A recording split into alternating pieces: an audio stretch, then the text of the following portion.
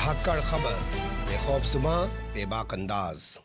धाकड़ खबर के news room से मैं आपके साथ हूं अकरम रईस खान। मध्य प्रदेश के सागर से आ रही एक तस्वीर आपके सामने रखना चाहता हूं। कुछ तस्वीरों के जरिए, कुछ वीडियो के जरिए कहानी आपके सामने बयान करना चाहता हूं, जिसमें आप देखेंगे कि पुलिस वाले किस तरीके की चमचागिरी में लगे हुए हैं बीजेपी के नेताओं की, और एक बड़ा अफसर जो आईजी के पद पर बैठा हुआ है। आईजी का नाम सुनते ही आपके दिमाग में सबसे पहले ये आना चाहिए कि वो आईपीएस अफसर है, और कोई भी आईपीएस अफसर जो सिस्टम है मध्य प्रदेश और उत्तर प्रदेश के अंदर, वो सीधे तौर पर आईजी नहीं बन जाता है। वो पहले एक जिले का एसपी बनता है, उसके बाद डीआईजी बनता है, फिर जाके वो आईजी बनता है, यानी कि सीनियर आईपीएस ऑफिसर। इस तरीके की हरकत करते हुए कैमरे में अगर कैद हो रहा है तो इससे क्या कहेंगे। पर तस्वीरें आपके सामने रखने से पहले मैं एक सवाल आपके सामने रखना चाहता हूं। मैं आपसे हमेशा कहता हूं, जिस दिन ये लोग चुने जाते हैं आईपीएस, आईएएस या आईआरएस, उस दिन बड़े अखबारों में इंटरव्यू छपते हैं, टीवी चैनल्स पे चलते हैं, उनके इलाकों में, गाँव में, कस्बों में, राज्यों में बड़ा चर्चा होता है। नंबर 1 ये रहा, नंबर 2 ये रहा, इस तरीके की बातें होती हैं। और कहा जाता है ये हजारों लाखों में एक ब्रिलियंट बच्चा होता है जो आईएएस, आईपीएस या आईआरएस बन पाता है। लेकिन आप अध्ययन करके बताइए, आप रिसर्च करके बताइए कि जैसे ही ये बन जाते हैं उसके बाद ये क्या करते हैं। कुछ करामात इनकी दिखाई देती हैं आपको। प्राइवेट सेक्टर में चले जाते हैं तो वहाँ ज़रूर दिखाई देती है, लेकिन पब्लिक सेक्टर में यानी कि सरकारी सेक्टर में जब ये आ जाते हैं तो वहाँ यस सर ही करते रहते हैं। ऊपर बैठा हुआ मंत्री, नेता, चाहे वो अनपढ़ हो, उसकी गुलामी, चमचागिरी करते हुए नजर आते हैं। आपने अगर इनसे वास्ता नहीं पड़ा है तो अपने आसपास के 2 लोगों को देख लीजिएगा। आपके गाँव में, देहात में स्कूल होगा, वहाँ देखिएगा 60-70 हज़ार रुपये की तनख्वाह पाने वाला वो सरकारी टीचर चौड़ा सा पजामा पहन के पहुँच जाता है। एटीट्यूड से भी नहीं लगता है कि टीचर है, अध्यापक है। या जो मास्टर नहीं है वैसे ही साड़ी सूट जो भी पहन के पहुंच जाए, बैठी भी ऐसी लगेगी कि ये टीचर ही नहीं है। या आप हॉस्पिटल चले जाइए अपने गांव के, अपने कस्बे के, वहां पे जो डॉक्टर बैठा है, जो एमबीबीएस चुन के आया है, इतनी मेहनत उसने की होगी, लेकिन जैसे ही वो सरकारी सेक्टर में आ गया, पब्लिक सेक्टर के अंदर आ गया, वो पैरासीटामोल के अलावा कोई दवाई लिखना जानता ही नहीं। ये सब लोग सिर्फ एक चीज़ में लग जाते हैं, पैसा जो आ रहा है, जो बजट रिजर्व है हॉस्पिटल के नाम का, जो बजट रिजर्व है स्कूल के नाम का, जो बजट रिजर्व है और तमाम योजनाओं के नाम का, उसमें से कैसे कुछ खाएं, कैसे कुछ नेताओं को खिलाएं। क्योंकि देश में जितने भी तमाम आज तक घोटाले हुए हैं, सबसे ज़्यादा घोटाले अगर किसी ने किए हैं तो वो आईएएस, आईपीएस ऑफिसरों की बदौलत ही होंगे, चाहे वो एनकाउंटर वाले घोटाले हों, चाहे वो पैसे के गबन वाले घोटाले हों। और की तो औकात ना है।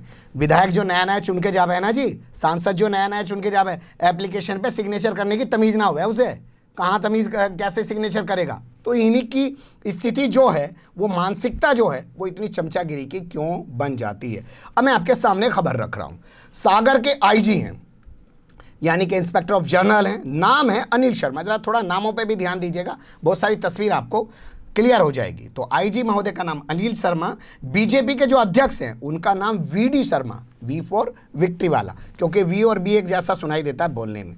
वीडी शर्मा हैं, वो जबलपुर में वो सागर में एक प्रोग्राम को अटेंड करते हैं अपने पार्टी कार्यकर्ताओं को, और उसके बाद वो जबलपुर की तरफ निकल जाते हैं। आईजी महोदय को बताया जाता है, इसकी खबर मिल जाती है। तो आईजी महोदय जबलपुर सागर हाईवे पर एक थाना पड़ता है बहेरिया थाने के पास आधे दर्जन के करीब पुलिस वालों को लेकर पहले से खड़े हो जाते हैं उनके आदर सत्कार में। अरे बीजेपी के अध्यक्ष आ रहे हैं साहब, सरकार अब कमलनाथ की नहीं रही है, कांग्रेस की नहीं रही है, बीजेपी की सरकार आ गई है, मेरा कुछ प्रमोशन हो जाए, या मेरा तबादला कोई अच्छी जगह हो जाए, या मेरा जो तबादला है जहाँ मेरी पोस्टिंग है वहीं रहे। चमचागिरी की, जी हुजूरी की हालत देखिए, नामों पे थोड़ा गौर कीजिएगा।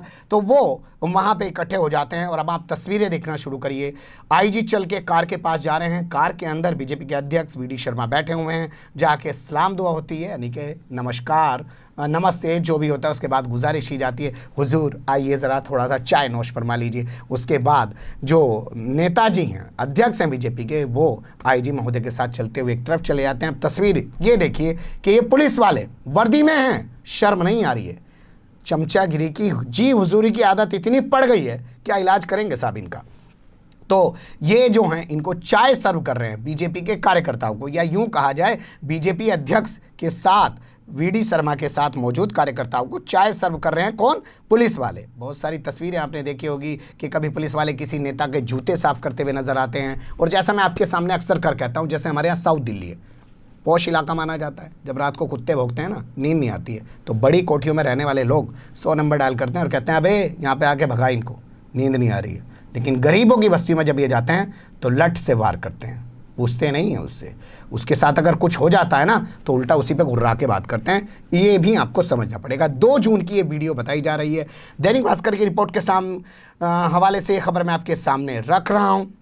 दैनिक भास्कर ने इस खबर को ब्रेक किया है और इसमें ये आईजी महोदय जो हैं वो इस तरीके की चमचागिरी करते हुए दिखाई दे रहे हैं और पुलिस वालों से भी करवा रहे हैं। जबकि नियम जो है वो देख लीजिए, सिविल सेवा अधिनियम गूगल कर लीजिएगा, आपके पास भी आ जाएगा, 1965 में बना हुआ है। उसके तहत किसी भी राजनीतिक दल के कैसे भी कोई भी कार्यकर्ता हो, नेता हो, उसको पुलिस जो अधिकारी हैं, जो कर्मचारी हैं, वो इस तरीके से अवगत नहीं कर सकते हैं, ना ही उसका इस तरीके से आदर सत्कार कर सकते हैं।